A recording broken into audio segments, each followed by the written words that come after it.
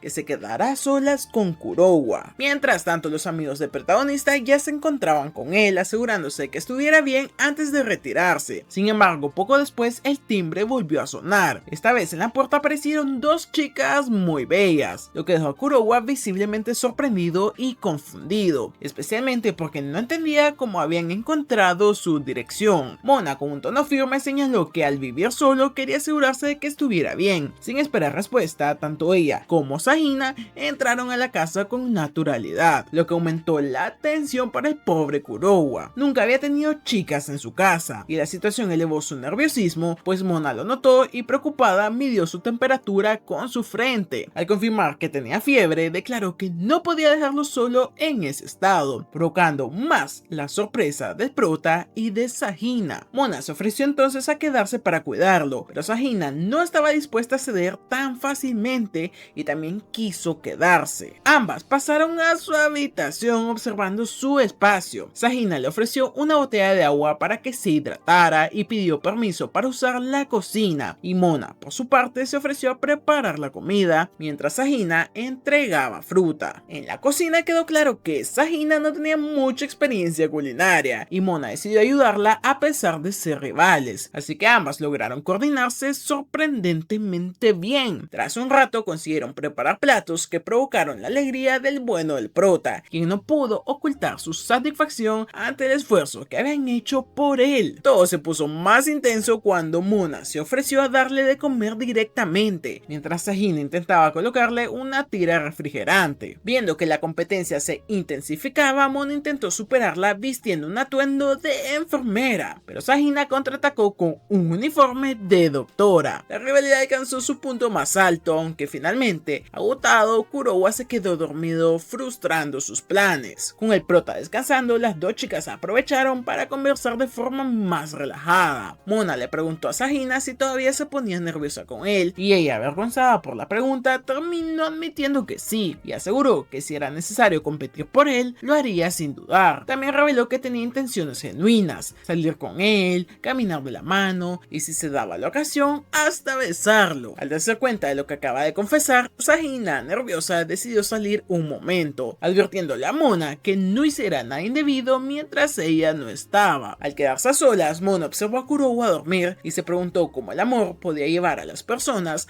a actuar de forma tan irracional. Mientras ella se encontraba sumida en sus pensamientos, Kurowa, aún medio dormido, terminó cayendo en sus brazos, y en ese momento Sahina se dirigía a una tienda. Durante el trayecto recordó aquella ocasión en la que se tropezó con Kurowa y él la ayudó. Ese había sido el instante en la que ella quedó completamente flechada de él. De vuelta en casa, Mona, aún con el protagonista sobre ella, lo acomodó nuevamente en la cama. Sin embargo, al verlo tan de cerca, sus labios a escasa distancia de los suyos, sintió una fuerte tentación de besarlo, y estuvo a punto de hacerlo, pero en el último instante se detuvo. Fue entonces cuando Sahina regresó y la sorprendió, acusándola de estar haciendo trampas. Pero para evitar un escándalo en la habitación de Kurowa, ambas decidieron salir para hablar en privado sobre lo que estaba ocurriendo. Durante la conversación, Sahina le reclamó a Mona que siempre insistía en que solo eran amigos, cuando en realidad ella estaba claramente enamorada de él. Presionada, Mona terminó admitiendo